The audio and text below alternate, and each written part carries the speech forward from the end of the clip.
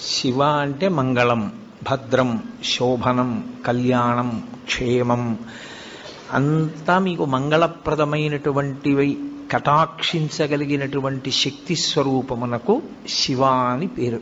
అందుకే శివునకు అమంగళమునకు సంబంధం ఉండదు. అసలు ఆయన ఎన్నడూ అమంగళము చేయువాడు కాడు.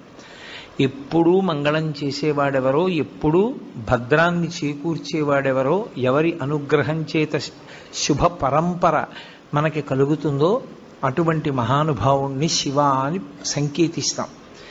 శివునకు ఒక రూపము కాదు, యథార్థమునకు అసలు పరమేశ్వరుడికి ఒక రూపం ఉంటే కదూ. కోటేశ్వరరావు అంటే ఏదో ఒక రూపంతో ఉంటాడు. పరమేశ్వరుడికి అలా ఒక రూపం ఉండదు. ఆయన చేసినటువంటి చేష్టితముల వలన భక్తులను అనుగ్రహించాలనేటటువంటి ఆయన యొక్క కారుణ్య తీవ్రత వలన ఆయన అనేక రూపములను ధరిస్తారు.